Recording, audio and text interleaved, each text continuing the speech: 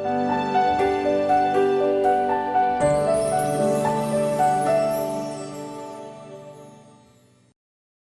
दोस्तों, मैं डॉक्टर देव शुक्ला, प्रावी आईवीएफ कानपुर में भ्रूण विशेषज्ञ हूँ। IUI इंट्रा यूट्राइन इंसेमिनेशन क्या होता है? कहीं ये टेस्ट ट्यूब तो नहीं होता है? नहीं दोस्तों, इंट्रा यूट्राइन इंसेमिनेशन एक इतना इतना अच्छा प्रोसीजर है उन लोगों के लिए जिन जो इसके लिए एलिजिबल हैं।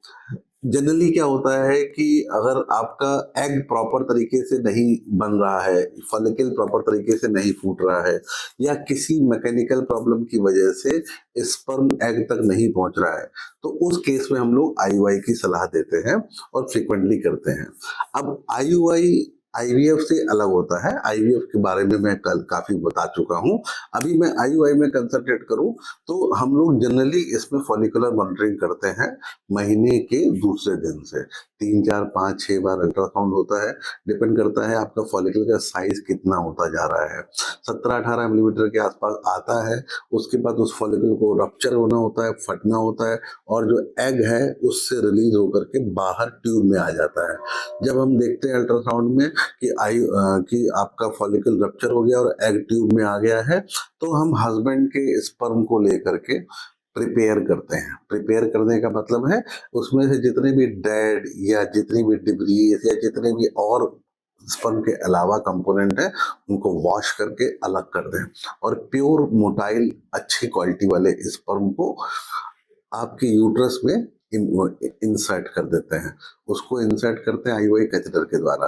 तो आपके जो स्पर्म के ट्रेवल की डिस्टेंस है वो अब यूट्रस से ट्यूब में होते हुए अंडे तक पहुंचने की रह जाती है, जिससे काफी सारे लाइव अच्छी क्वालिटी के स्पर्म अंडे के चारों तरफ पहुंच जाते हैं और फर्टिलाइजेशन की संभावना बढ़ जाती है।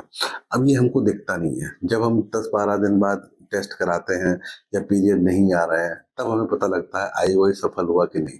तो एक तरीके से एक ब्लाइंड प्रोसीजर है।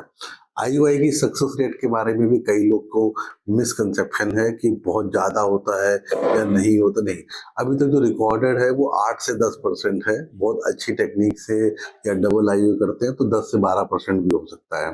अगर स्पर्म की क्वालिटी खराब है तो 5 से 7% होता है। ऑन एन एवरेज अगर इसको मान के चले तो IUI का सक्सेस रेट 8 से 10% ही होता है, ऑब्वियसली, जो कि IVF से काफी कम है। बिकॉज IVF में यही अंडा बाहर होता है, यही स्पर्म बाहर होता है और एम्ब्रियो हमारे हाथ में होता है। तो उसमें हम 50% तक भी 60% तक भी बोल सकते हैं कि हाँ, इस तरीके का अगर एम्ब्रियो डाल रहे हैं तो उसके सफलता के चांसेस कैसे होने चाहिए। आई थिंक IUI के बारे में आपका डाउट क्लियर हुआ होगा।